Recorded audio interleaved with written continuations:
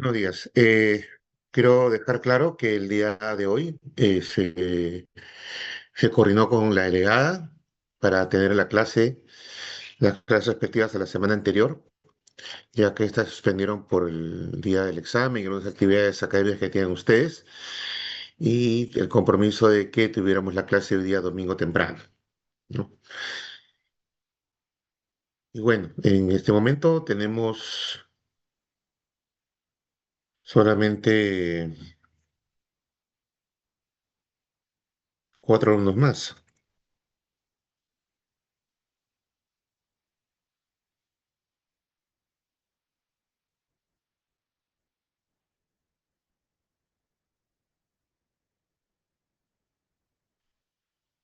Bien, 5 alumnos.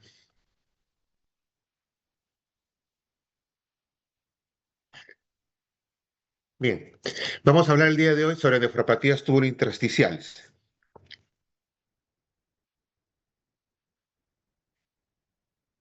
Cuando hablamos de nefropatías tubulointersticiales, ¿no? Vamos a hablar de todas aquellas patologías que van a afectar a este tejido que rodea a los glomérulos que llaman el intersticio, ¿sí? Y también a las células que conforman los túbulos renales. O sea, todo ese tejido que está alrededor de los glomérulos, denominado intersticio, van a afectarse en estas patologías.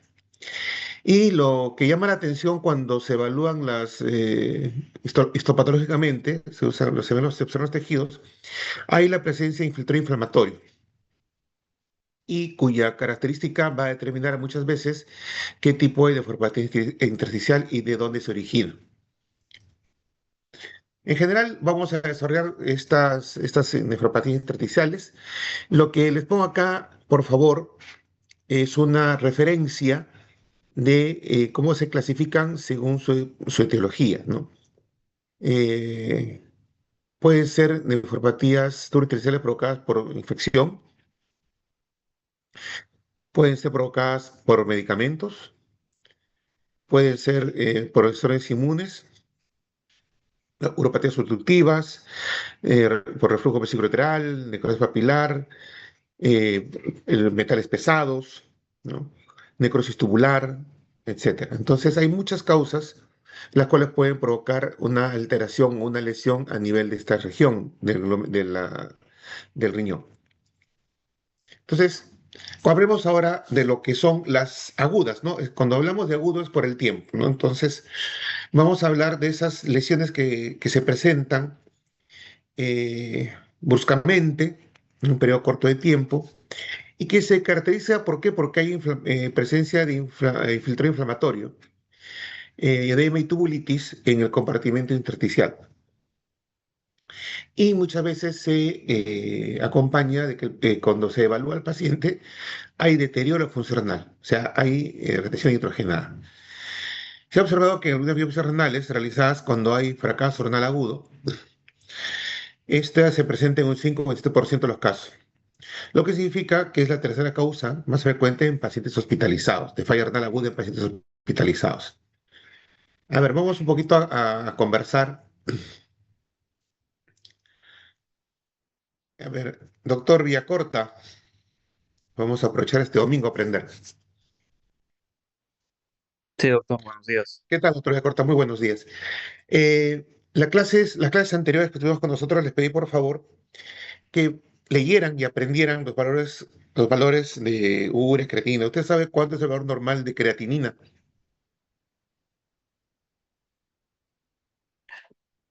Sí, doctor. eh, la creatinina, o sea, va a ser según hombre o mujer, no en sangre.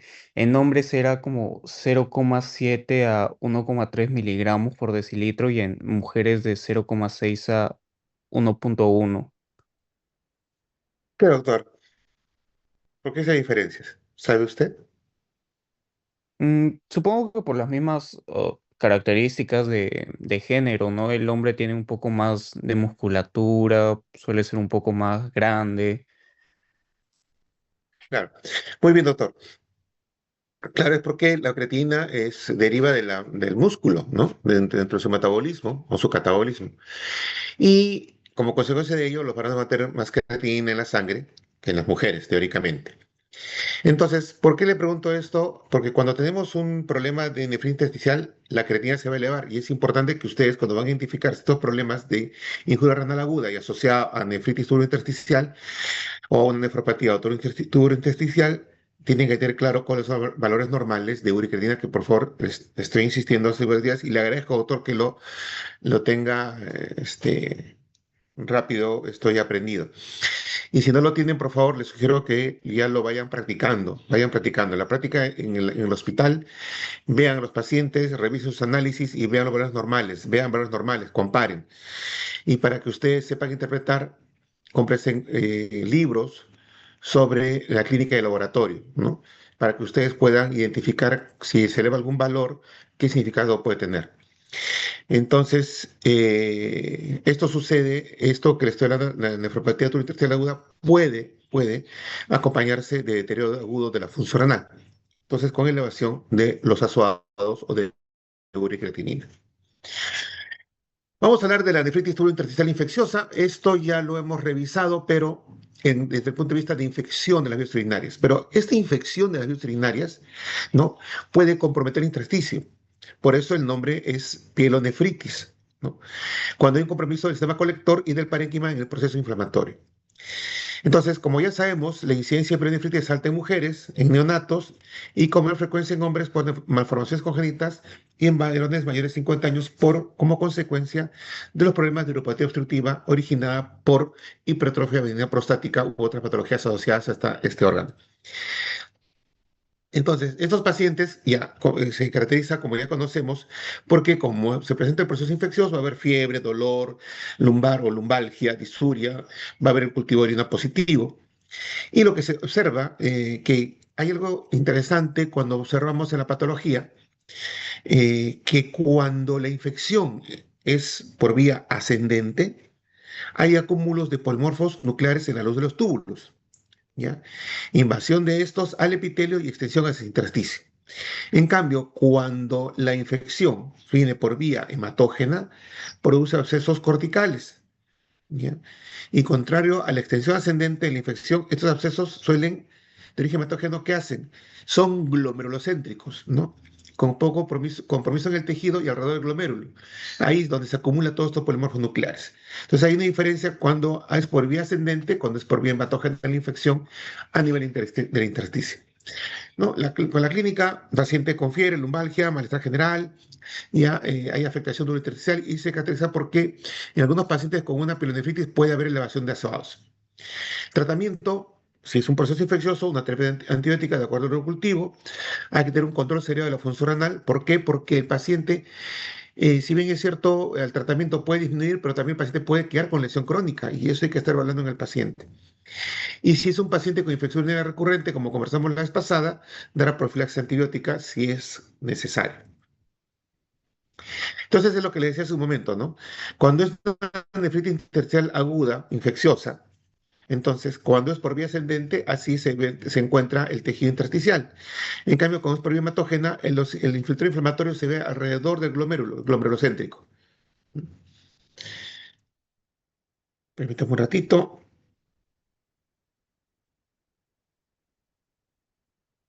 Ya, entonces miren, acá está infiltrado inflamatorio alrededor del glomérulo cuando es por vía hematógena y acá cuando es por vía ascendente.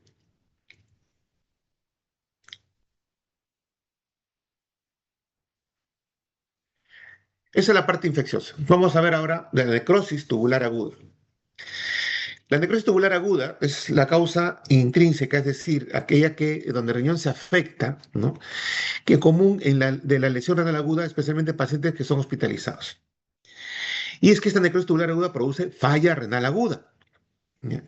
Y la necrosis tubular aguda se produce por dos causas principales: por un proceso isquémico o por toxicidad.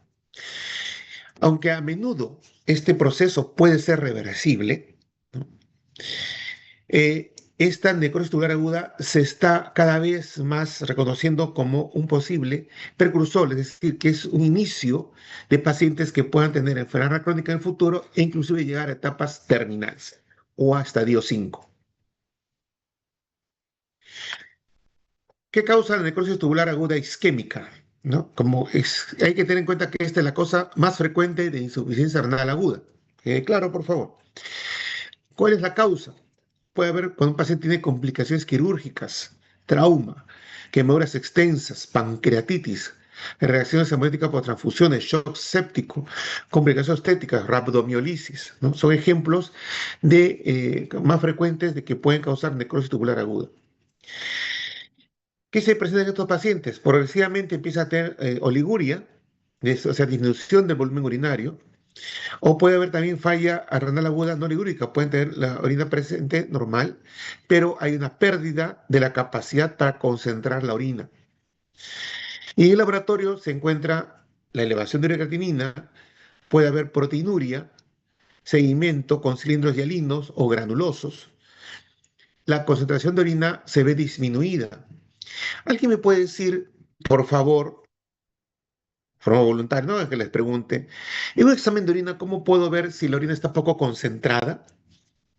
En un examen de orina simple, no sé si en la práctica lo han revisado.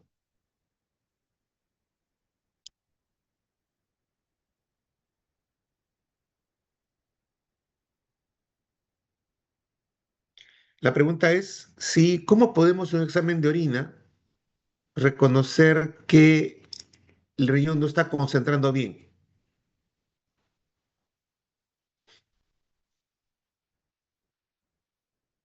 Doctor, buenos días. Hola, buenos días. ¿Con quién tengo el gusto? Mm, Soy Alexandra Maraví. Otra Doctor, Alexandra. A ver, coméntenos. sí, podría ser a través de el color. Cuando la orina está muy concentrada, el color es amarillo oscuro y cuando es una orina que es muy diluida, el color es muy claro, es bastante pálido, Está casi bien, doctora. transparente. Está bien. Es una característica de la orina cuando está más concentrada es un color oscuro y menos concentrada es un color claro. Es una característica que uno puede hacer a observación. Pero ¿hay alguna medida en el examen de orina que ustedes han revisado en la práctica que me puede ayudar a observar el tema de concentración? A ver, Mi doctor recuerde. también sí nos Ajá. indicó la osmolalidad de la orina, urinaria. Exacto, sí, pero en la orina ustedes, en el examen de orina simple, no hablan de osmolaridad. Hay otra forma de medir eso. Está viendo toda la osmolaridad, es correcto. Pero en el examen de orina simple, por tía reactiva, no muestran la osmolaridad.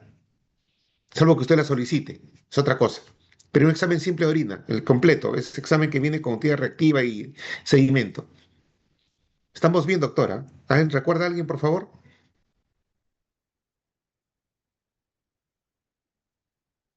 ¿Se acuerdan de su práctica en bioquímica, no sé si, o fisiología de orina? ¿Hicieron práctica de examen completo de orina?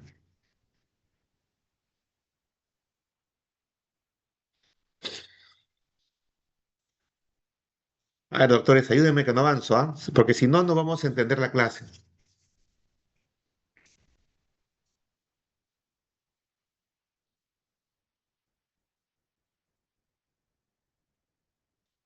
Doctor, Hola, ¿qué tal? ¿Cómo está, doctor?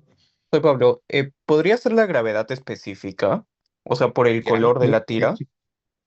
Ya, ah, Que, muy o bien. sea, por ejemplo, dependiendo del valor de gravedad, vamos a tener un color aproximado y eso nos está diciendo si la concentración es o está muy concentrada o poco concentrada, ¿no? Por ejemplo, si es muy claro, nos sale como un valor de 1,005 y eso es que la orina está diluida, pero si está muy oscura, nos sale un valor de 1,030 o 0,3 y nos dice que la orina está muy concentrada o que en todo caso hay una deshidratación grave.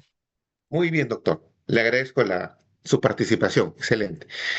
Mire, en algunos congresos de nefrología, en algunos cursos, cuando hablamos del examen completo de orina, un doctor que comentó una frase me pareció muy bonita, no sé si bonita o cómo llamarla también, adjetivizarla, pero decía que el examen completo de orina es la biopsia renal de los pobres. No sé si qué tan bonito sea esto. Lo que pasa es que un examen de orina bien hecho nos puede arrojar mucha información y si entendemos cómo evaluarlo, nos puede llevar a un diagnóstico, ayudar a diagnosticar, a complementar nuestro diagnóstico, perdón. Recuerden eso bien, complementa nuestro diagnóstico. Como bien dijo el doctor, la gravedad específica o la densidad urinaria nos hace ver que la capacidad de concentrar orina del riñón. A veces tenemos pacientes que dicen, doctor, el paciente orina muy poquito, toma un montón de agua y orina muy poco, por cualquier etiología que sea esta, deshidratación, intoxicación, qué sé yo. Y entonces uno dice, a ver un examen de orina y usted encuentra la densidad elevada, quiere decir que ese riñón está concentrando, usted está en la necesidad de impedir que la orina siga saliendo porque le falta volumen. Entonces lo hidratamos y vamos bien. Pero si usted tiene un paciente oligúrico cuya densidad urinaria, o por la poca orina que tiene, le saca un examen de orina y sale 1005 o 1.005, estamos viendo que el riñón ha perdido esa capacidad de concentrar y estamos hablando que esta injuria renal aguda se ha establecido, ya hay una necrosis tubular aguda. Entonces, ya hay que esperar que este riñón vuelva a recuperarse. Como le decía, puede ser potencialmente irreversible. Entonces, esto pasa a nivel de laboratorio y el examen de orina nos puede dar esa información. En los túbulos, ¿qué cosa hay en los túbulos? Hay pérdida de algunas células con descamación a la luz de los túbulos, dejando algunos denudados y se ve que en los túbulos hay disminución del número de células. ¿Qué cosa hay que hacer con otros pacientes? Pues, bueno, hay que manejar la causa. Fue una deshidratación, hidratarlo. Fue una pancreatitis, manejar el proceso inflamatorio, infeccioso, soporte de vida, ¿no? Y como le decía, generalmente es reversible, pero va a depender de la magnitud, del impacto, de la injuria, del insulto, del daño que se ha producido a nivel renal. Encima de eso hay que tener en consideración qué comorbilidades trae el paciente cuando esto sucedió. La edad del paciente influye, entonces puede en este caso, puede recuperarse totalmente, puede dejar una secuela, es decir, el paciente puede quedar con un daño renal crónico o inclusive requerir terapia de reemplazo renal permanente o durante el proceso de recuperación. Esa es la isquémica. Ahora hablamos de la tóxica. Puede ser causada por envenenamiento, puede ser metales pesados, mercurio o compuestos orgánicos, antibióticos como los aminoglucósidos, antineoplásicos como cisplatino y algunas hierbas medicinales inclusive que se conocen como productos naturales, ¿no? Hay personas que lo consumen para bajar de peso, por ejemplo. En la clínica y laboratorio que se encuentran, lo mismo que encontramos en la necrosis tubular aguda isquémica, en la biopsia, necrosis epitelial que compromete a toda la nefrona. Entonces, cuando hay exposición crónica a plomo, mercurio, cadmio, metales pesados, desarrolla una nefritis intersticial crónica inespecífica, daño tubular, ¿no? Con inclusiones intranucleares de complejos metal-metalonianidas. El tratamiento, bueno, la causa isquémica o tóxica, como le decía, es reversible. Pues si es que hay un producto que lo está comprometiendo, suspender la ingesta del producto. eh, si se detecta que hay metales pesados, al paciente hay que buscar la fuente de esta intoxicación, usualmente es por agua. Si la lesión persiste por más de un mes, a pesar de todo el esfuerzo que hagamos en tratamiento, hay la posibilidad de que el paciente tenga un daño renal crónico y la posibilidad de que él no se recupere aumenta. En trasplantados renales, postcirugía un trasplantado renal que ha tenido necrosis celular aguda, postcirugía también puede presentar lo mismo. Yo les comento, esto antes no era, era motivo de una lectura muy rápida o en la clase, pero cuando hablan de la nefritis intersticial por histoloquia o nefropatía endémica de los Balcanes es una zona, una región de Europa, ¿no? Muy cerca de Grecia, en toda esa zona, ¿no? Es el norte de Grecia, Croacia, Bosnia, Rumanía, Bulgaria. Hay una planta que existe ahí, la planta aristoloquia, que puede, al ser consumida, ¿no? Puede causar nefritis intersticial. Sin embargo, se ha encontrado esta aristoloquia en algunos productos conocidos como hierbas chinas, ¿no? Y que su consumo puede provocar lesión renal e inclusive que el paciente lleve insuficiencia renal crónica. Los síntomas son inespecíficos y se encuentran generalmente el diagnóstico durante una evaluación crónica de rutina o un chequeo médico, ¿no?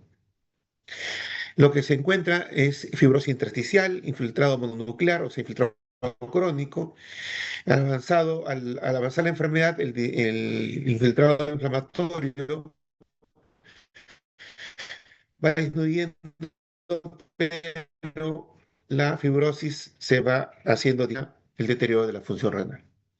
Entonces, lo que antes, bueno, lo teníamos como una línea que considerar, por favor, porque el mundo globalizado, generalmente tenemos, y no es, y he tenido muchos pacientes que consumen algunos preparados para bajar de peso, generalmente, cuyo origen desconocen y no saben qué planta es, llegan a la consulta con elevación de azoados de largo tiempo de evolución y no se han dado cuenta de lo sucedido.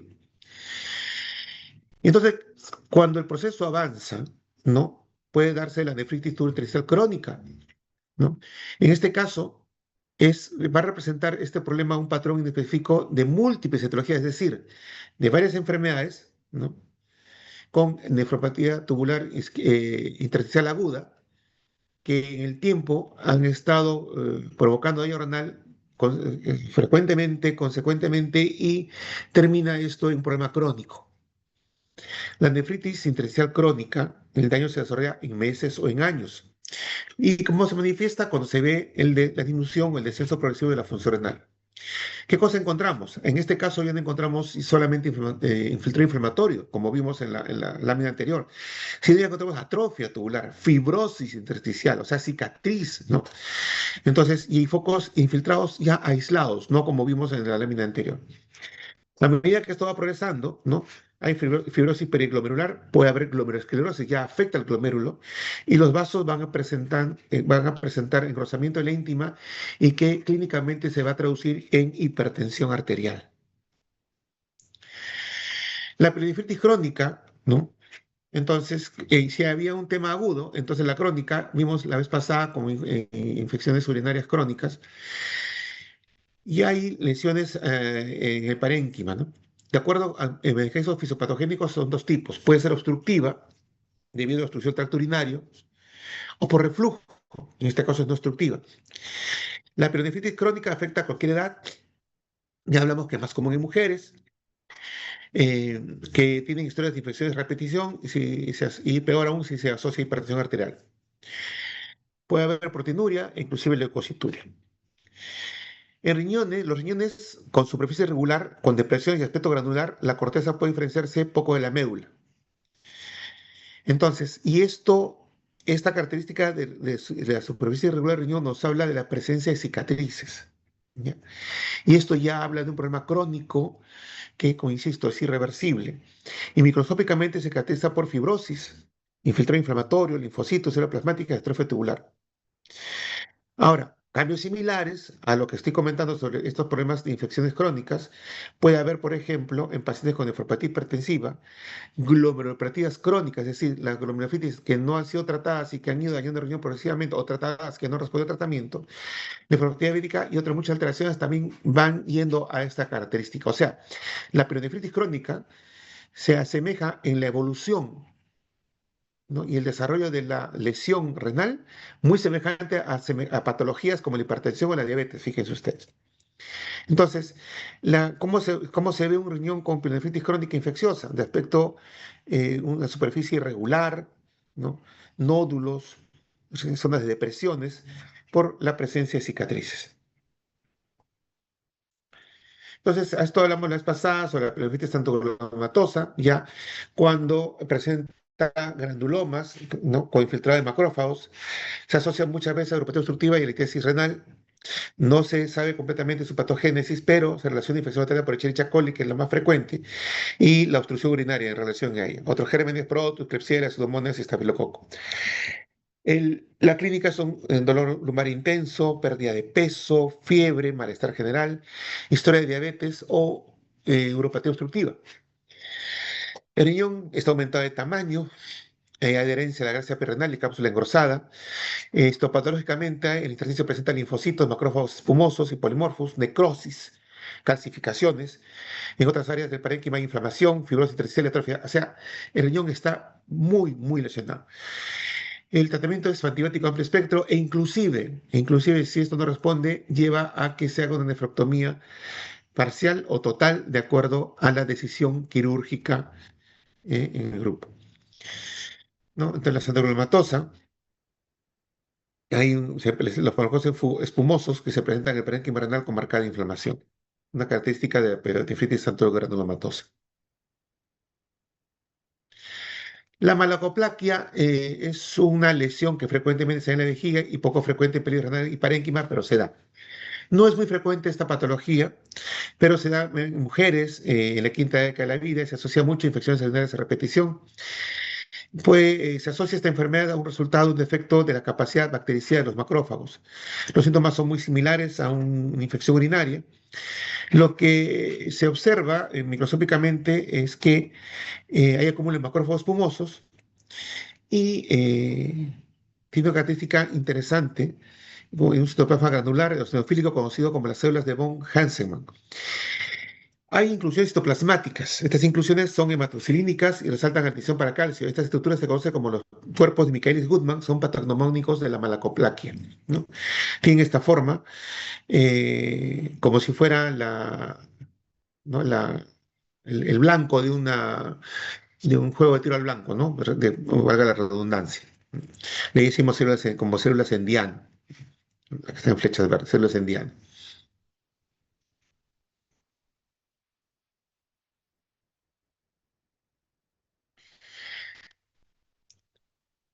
Cuando hagamos tratamiento, se requiere uso de antibióticos de penetración intracelular como quinolonas o trimestoprim metoxazol. En caso de presentarse lesiones pseudotumorales, la nefrectomía o el tratamiento de nefrectomía quirúrgico es de elección, si es necesario. Bien, entonces ya hemos hablado de las nefritis intersticiales agudas, que suelen ser infecciosas, puede ser isquémica, puede ser tóxica, como estas en el tiempo de no ser tratadas asociada a hierbas, por ejemplo, y pueden ser no tratadas, pueden llevar a una nefritis crónica, ya sea por un tema infeccioso o por como consecuencia y la progresión de estas enfermedades agudas o inclusive glomerulopatías u otro tipo de patologías que pueden afectar al riñón. Una condición especial que quiero resaltar aquí son las nefritis intersticiales agudas asociadas a medicamentos. Y es que los medicamentos son la causa más común de nefritis intersticial y quiero que lo tengan ustedes en cuenta. Los más comunes de estos son antibióticos, antiinflamatorios, no esteroideos, diuréticos, ¿no? Como la tiazida, furosemida y otros medicamentos como la ciclosporina, ciclovir, simeticina, inclusive el captopril. La característica clínica fundamental de todos ellos es la insuficiencia renal. La nefritis intersticial aguda es abrupta y suele tratarse en varios medicamentos utilizados durante este episodio. Es decir, cuando el paciente acude a la consulta o la emergencia con elevación o disminución del filtrado glomerular o elevación de los azoados, ¿no? Y en la historia clínica relata el paciente, bueno, estoy tomando tal medicamento hace tantos días, ¿no? O me estoy colocando tales ampollas. En el caso de la nefritis intersticial crónica, el cuadro clínico es insidioso, hay casos de fiebre, malestar y hasta dolor en la zona lumbar. Ahí puede haber oliguria, proteinuria y a veces inclusive llegar hasta rango nefrótico. Microscópicamente el intersticio aparece ensanchado por edema, pero cuando es crónica hay infiltrado mononuclear y fibrosis. La característica clínica siempre del proceso crónico es el hallazgo de la fibrosis. En cuanto a los glomérulos, en la nefritis intersticial aguda, en las biopsias se ven normales, pero sin embargo, en la crónica ya hay glomerulosclerosis, hay arteriosclerosis, ¿no? Y hay daño intersticial. Por favor, este es un cuadro que les dejo a ustedes para repasar, para leer, para revisar, para que tengan en consideración. Fíjense ustedes que hay muchos fármacos que pueden provocar nefritis intersticial aguda. El problema no es que, ya doctor, muy bien, entonces no hay que darle este medicamento al paciente. No, no se trata de eso. Lo que tenemos que saber es cómo indicar al paciente el tratamiento, cuánto tiempo, qué paciente tenemos al frente. Por favor, siempre en cuanto al uso de algunos medicamentos como aminoglucósidos, por ejemplo, o antiinflamatorios no esteroideos también, hay que considerar la función renal del paciente.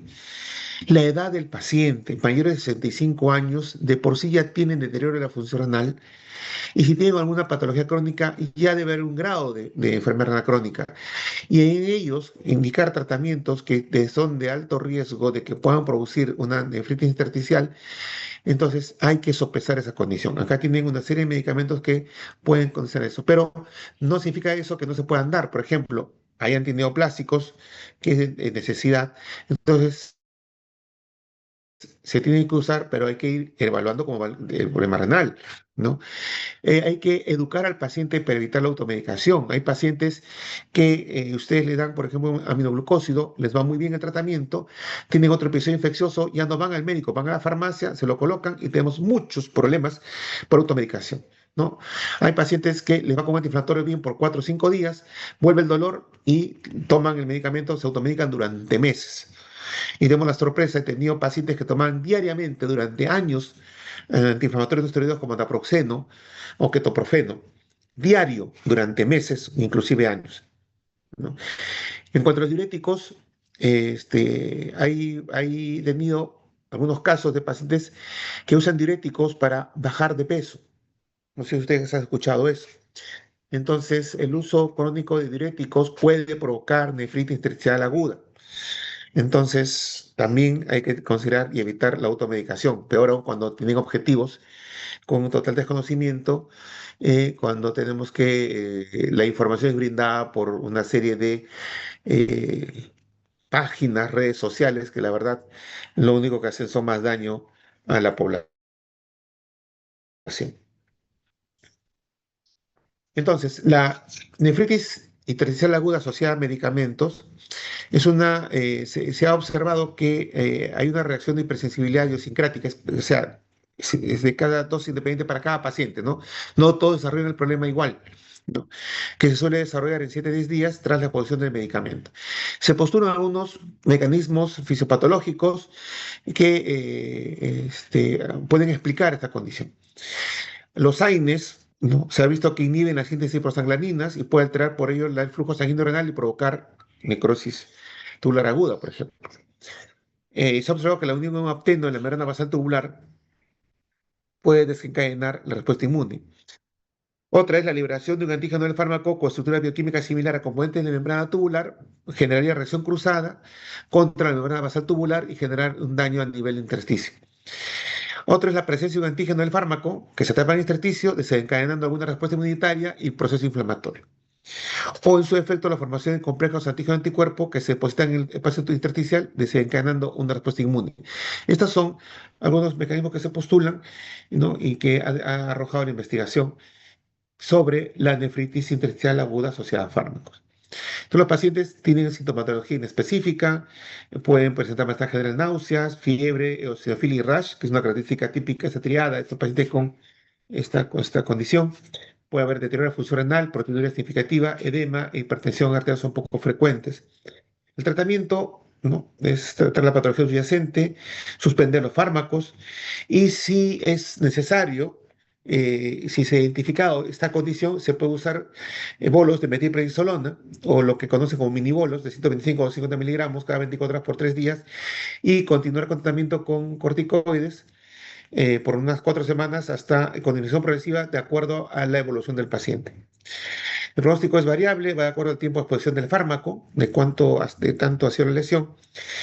El uso de corticoides de forma precoz puede conocer el pronóstico, por lo cual es una decisión importante y cuando llega el paciente también a evaluarlo, ¿no?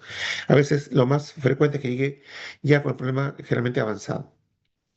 Otra patología es la necrosis papilar.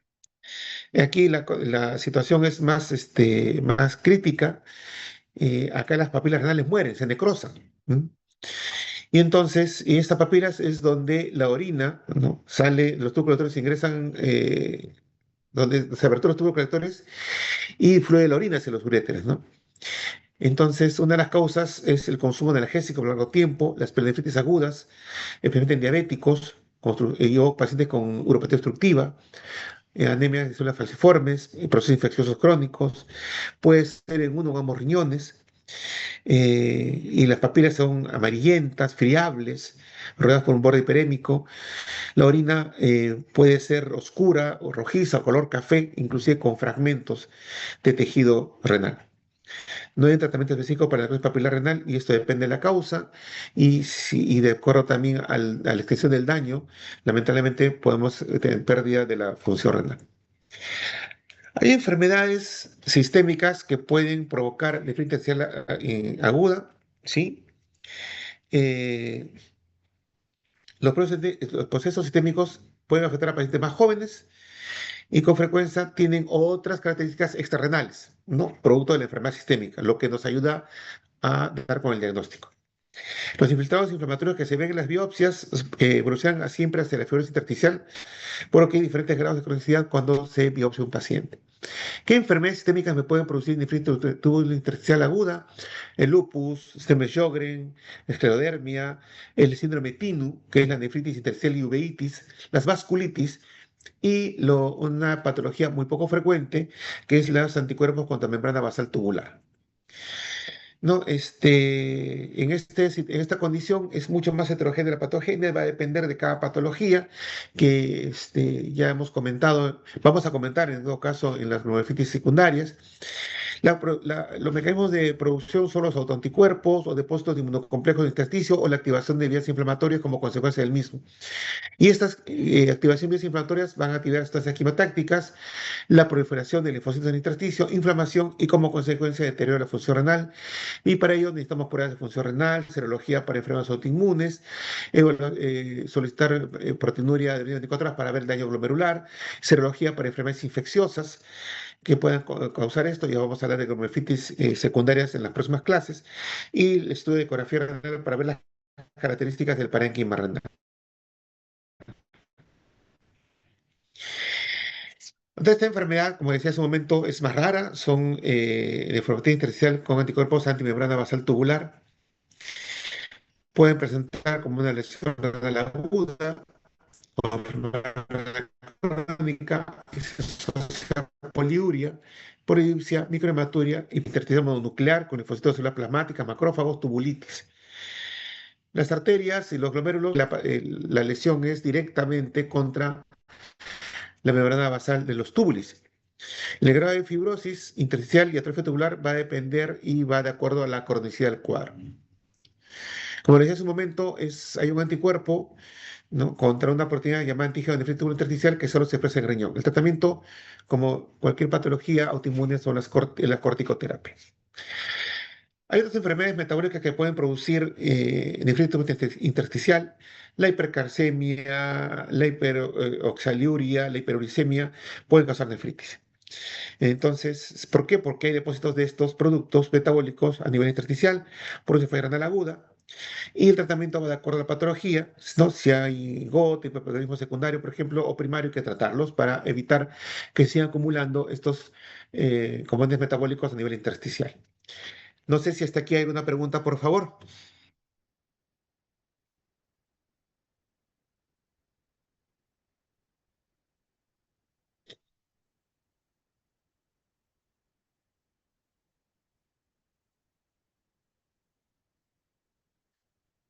Preguntas, por favor. En la próxima clase vamos a ver, doctora, a ver, la delegada, por favor. Vamos a hacer una tarea también cortita para la próxima clase, muy chiquita, por favor. ¿Hay algún voluntario?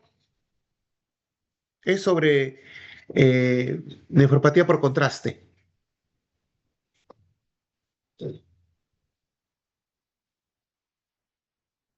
¿Algún voluntario, por favor? Porque igual lo voy a elegir, ¿ah?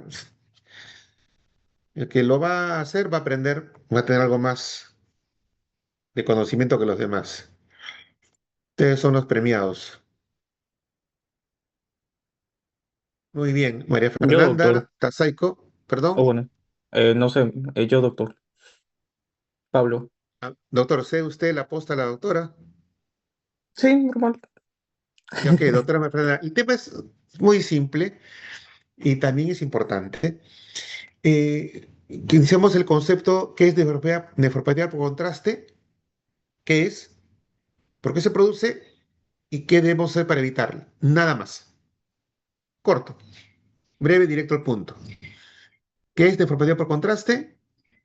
¿Por qué se caracteriza? ¿Qué es lo que sucede? ¿Y qué debemos hacer para evitarla? ¿Estamos de acuerdo, doctora?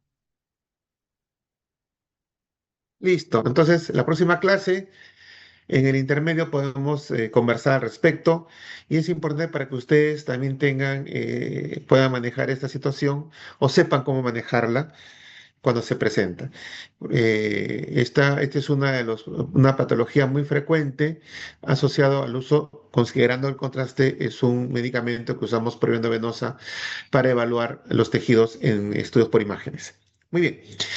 Entonces, unos 5 minutos para que tomen un cafecito, despierten y otros unos ingresen y volvemos con la